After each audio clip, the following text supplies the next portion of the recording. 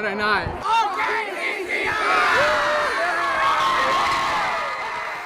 Well done, band. Hey, what a night it was out there. A Metro team goes for history. Our new guy finally gets a walking taco in a big-time rivalry for our game of the week. And we're going to start right there. Elgin Rucker joining us live in Urbandale. That was a good one.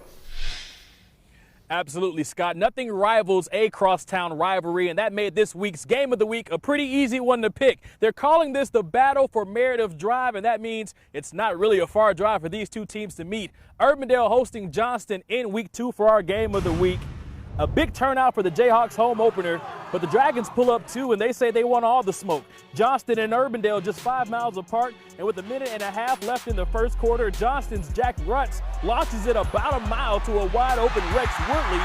Dragons racking up some air miles, and it's a smooth landing for Woodley, untouched for the touchdown, and the Dragons are up 7-0. Second quarter, Urbandale answers back. Peyton Rottinghouse to Graham Friedrichsen, and it's a lonely world on his island. Like Tom Hanks in Castaway, it's just him and the ball, and we are tied at 7 going into halftime. Third quarter, Urbandale now up 10-7. Rutz back to throw, nowhere to run, but you just hate to see this. Rutz is shaken up on the play, and he would not return. So it's Adrian Brodus in at quarterback for Rutz. Brodus unloads the clip immediately, but he's off target, and Jalen Ziegler picks him clean.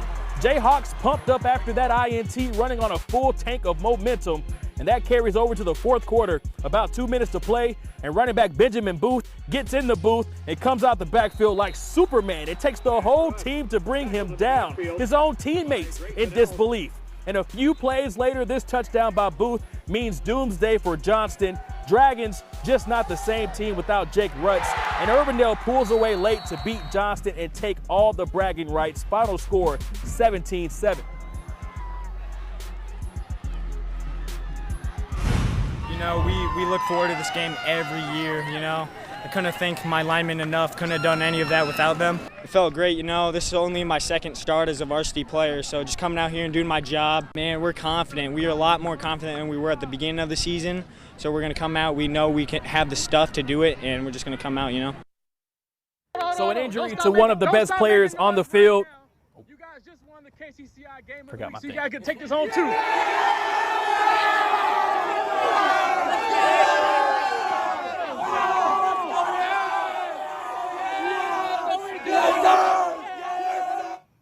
So an injury to one of the best players on the field takes a little bit of shine off the ending to this game, but it's still a win for Urbandale. Nonetheless, they improve to 2-0. Hey, it's still a long season, so hopefully Jack Rutz can bounce back for Johnston. We'll hope for the best. Scott, back to you. All right, great work. Thanks, Elgin. Since 2009, Des Moines Public Schools football programs were a combined 0-128 against the large class high schools in Polk and Dallas counties.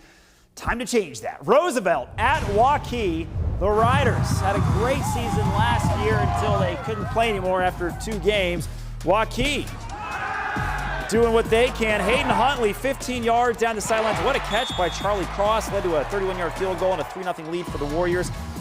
It was Roosevelt's night, though. Second quarter. Returning a punt is Devere Jones. Makes an awesome move. Goes to the right side. He's got a 33-yard gain, and Roosevelt is in business. A few plays later, their dynamic quarterback, Jamison Patton, hits tight end George Williams. There you are, George. 12-yard touchdown. It's 7-3 Roosevelt. Roosevelt wins 19-3, and there's the picture that the Roosevelt team account tweeted out. The streak is over. Congratulations, Roosevelt.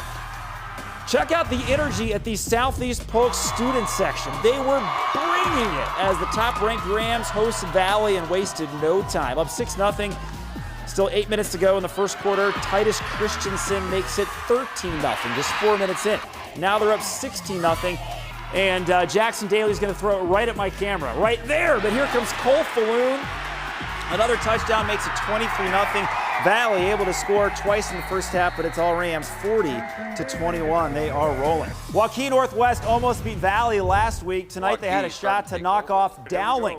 First quarter, quarterback Carson Rankin fakes the handoff, fakes the pass, and then lowers the boom. Loses his helmet, but he's all okay. Northwest goes up 10-0. But it's 10-all, 7 minutes to go in the game. Dowling brings in linebacker Adam Townsend at running back, and Townsend with the game-winning touchdown. Dowling comes back to win 17-10. It was the battle for Ankeny. tonight, and you have to cheer for real because this police officer says if you don't cheer, I'm taking you to jail. Don't mess with the guy. Ankeny favored big, but Centennial was the one that came through up 7-0 in the first half, and Peyton Good, one tough customer. He won't go down. A huge gain led to his second touchdown of the half. Centennial goes up 14-0, and they get the upset over their rivals, 14-7. PCM and Newton each looking great in their openers. High hopes for these squads. They collided in Newton, and the Cardinals of Newton, Xavier Arguello connects with Keith Moko. Nice big gainer right there. And then a little trickery, a reverse pass back to the quarterback. I love it. Newton was moving the sticks. They get just enough to eke past PCM. Final score 10-8 in this one. Bondurant-Farrar at DCG. Hawaiian night. 9-9 late in the second quarter. Bondurant doing the 2-minute offense. Star sophomore running back Titus Cram running the wild back. Titus, 40 yards down the sideline before he's knocked out of bounds. Next play, Cram going to call his own number. This time 15 more, led to a field goal. Second half, Bondurant wasn't settling for field goals. They tacked it on. 33-17. Bondurant-Farrar is looking good so far this season. Time for a quick timeout. But up next, we're going to go to Mount Air for this week's wild card game. And our new sports reporter can finally call himself an Iowan.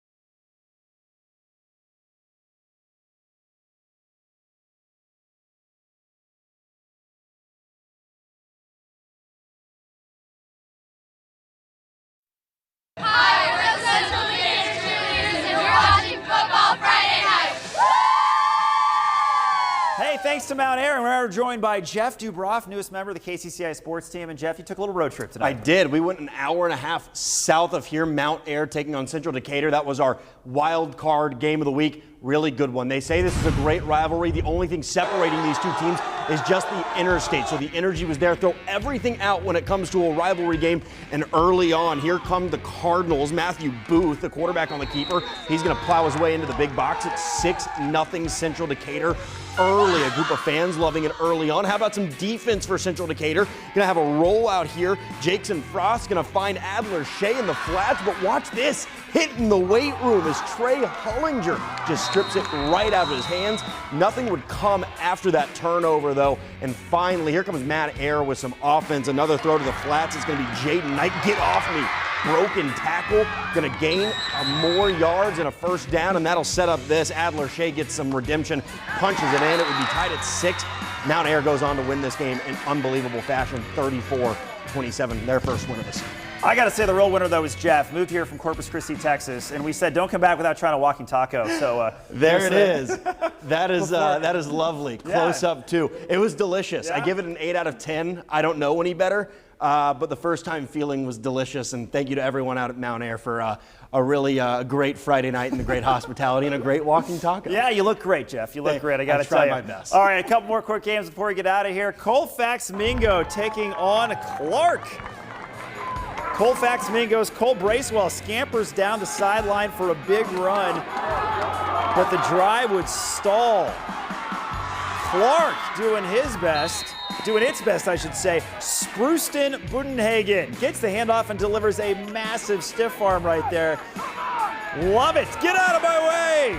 Spruceton scores a touchdown next. Clark wins 35-19. Carlisle went up to Lewis Central, headed west, and Carlisle actually strikes first, get a touchdown. Archer Ogborn makes it 8-0, but after that it was all Lewis Central 70-22. Carlisle falls hard. Also on the west side of the state, Denison Schleswig goes to Abe Lincoln. The Monarchs scored 3 touchdowns in the second quarter, and Denison Schleswig comes back, but they still lose 46-36.